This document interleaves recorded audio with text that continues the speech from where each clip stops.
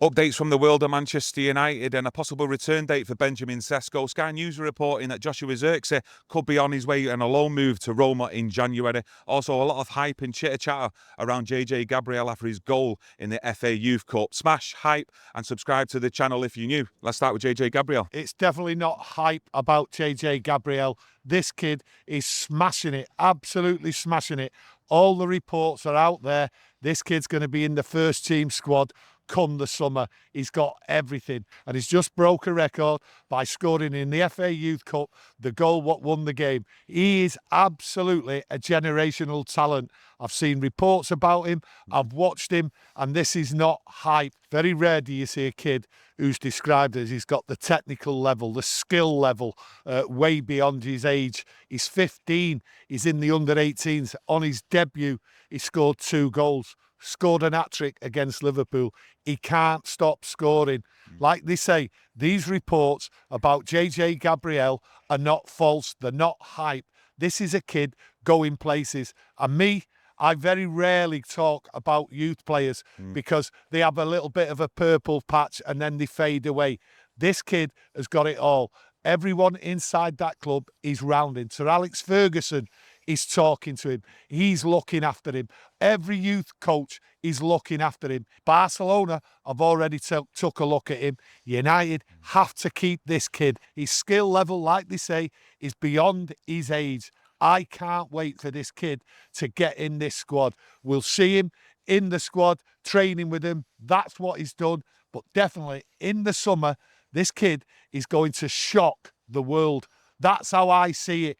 You've had your Messi, you've had your Ronaldos and all that, right? Manchester United, thank God, they've got somebody who fits the hype. Back to the summertime, I think it was Jason Wilcox, which is common knowledge out there, had to have a meeting with his family to discuss his future here at Manchester United because the likes of Barcelona, Real Madrid and others were knocking on the door to take this kid to their clubs. Been criticism and everything, the way they're doing things and that, but they've all got to get round this kid. They've got to make sure in the summer he's nailed down for this club for a long, long time. And what you want is, you want him to be in the squad with the first team. You want him playing with the first team in the summer. I look at it and I say to myself, do not mess this up, Manchester United.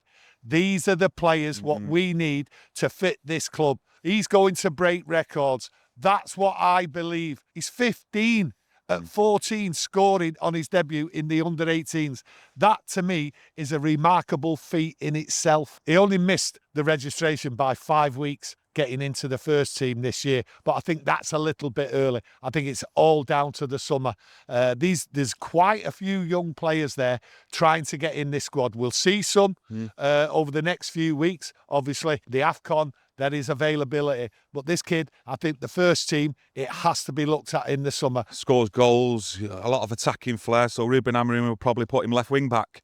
But jokes aside, I mean, Amorim does get hit with a stick, and he has been recently about having younger players introduced into the first team on match days, even giving them minutes. I've seen a lot of talk out there around Shea Lacey that he should have been given minutes over the last couple of games. But then you've got to point to Aidan Heaven and his comments after that Wolves game in particular about him being a fantastic player and the actual positivity Ruben Amorim gives these youngsters as well. So he gives them the platform and then it's up to them to grab it with both hands and perform. Yeah, I think when you come to Shea Lacey, I think he understands that he's in the first team squad and the reason why was short on the bench.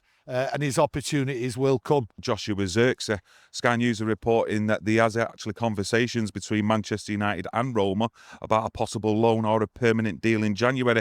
I mean, take it with a pinch of salt when it's coming from Sky Sports, but what do you think on it? Well, I think there'd definitely be conversations with clubs about Joshua Zirkzee. He's not a centre forward. I don't think he suits the system at Manchester United. I do believe he's a good player, to be honest with you, and I think he will find a club. And if Roma are in for him, fair play to him, because I think going abroad, leaving Manchester United is the right thing for Zirkzee. He does not fit in the long-term plans of Ruben Amorim. So good luck to him. I like the fella, I really do. A lot of people criticise him. He's definitely not a number 9. but he's been forced into that position and he doesn't get the ball. The system doesn't provide it for him. So for me, Joshua Zirkzee is surplus to requirements, as one would say. So get a loan move, get out of here. There will be a sale, whether it ends up in January or the summer. Take the sources with a pinch of salt. But his agent, Zirkzee's agent, will be looking for a move. Yeah, I've just got to look at it. There's no sentiment here now at Manchester United, and Joshua Zirkzee is just not good enough in where we want to actually be as a football club further up that table. And his stats actually tell you that. You look at the amount of games that he's played. Yeah, you might put it down to only a few substitute appearances here and there, but he's just not shown that quality for me where I would have faith in him long term to be the main man at Manchester United. Not the same hype or feeling I get when I look at Benjamin Sesko. So it's either he goes in January or in the summertime for me, but I wish him the best of luck. Seems like a top lad, a good character. Yeah. Doesn't look like he's a bad influence in the changing room. It's just one of them that hasn't worked out. But Benjamin Sesko, his agent and also other reports are suggesting that he's nearer to a return for United. So possibly maybe we see him in the squad for Bournemouth. Yeah, I think he might be in the squad. There is reports there that he's been seen in training and that. And about time too, to be honest with you. I was getting a little bit worried about Sesko. But back in training, will he be ready for Bournemouth? Possibly. If not for Bournemouth, then Aston Villa away. He definitely will be needed for that Aston Villa game. There's no two ways about it. I do like his movement off the ball, to be honest. Been saying it for quite a long time, which creates space for the likes of Cunha and Mbeumo and Mason Mount. But I do think it'd be a bit too early, in my opinion, right now, for him to start against Bournemouth. So who'd you go with your front three? Do you go with the same that what we're seeing against Wolves away on Monday night with Cunha, Mason Mount and Mbeumo? I'd be happy with that. I look at the front three and I say to myself, lots of positives out there, especially from you fans. And we spoke about Mason Mount, lots of positives. But I've always said about Mason Mount at the start of the season, he's going to struggle to get a place. There is people in his position, and I feel as though like Ruben Amorim talks a good talk about Mason Mount. I like him. I like his work rate. I like everything he does. That's what Ruben Amorim says. But I think he's struggling to get in there. But I also put this. Mason Mount is being looked after by the club, so I don't think there's a regular place for him at the moment. They worry about his fitness.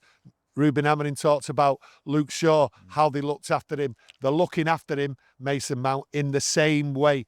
So he's not going to be a regular game after game, regardless of his form, because they worry about his fitness and they don't want to break him down. But again, you've got to look at it. It's only one game a week.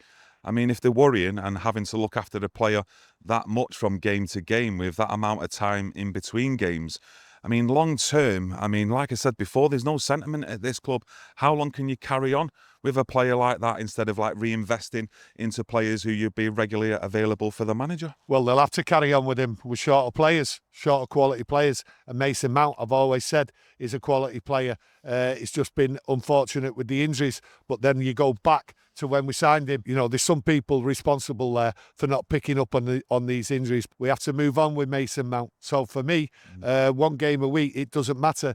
He has long-term problems, and United know that. Ruben Amorim does like him. He likes his attacking work, and in particular his defensive work as well, in tracking back, getting into midfield to create that extra body in there. And he's not just one of these players who just runs about, in my opinion. There's actually a thought process behind it in terms of pressing in the attacking sense, but also tracking his man back. There's not a lot of players out there, I think, believe it or not, who are intelligent enough to actually track players, man mark these days. But I think he's very, very good at that, Mason Mount, and it does go unnoticed, the defensive part of what he gives to the team. But let us know what your thoughts and opinions are. I thought I'd just do a bit of a brief Manchester United news roundup on the latest news out there. Get involved in that comment section. And as usual, smash that like button, hype, and subscribe to the channel. On our way to 100,000 subscribers, not far off the 99 mark. So subscribe and let's get on that journey together in the Webby O'Neill community. And much love to everyone. We'll see you in the next one. Have a good day. Thank you. Thank you.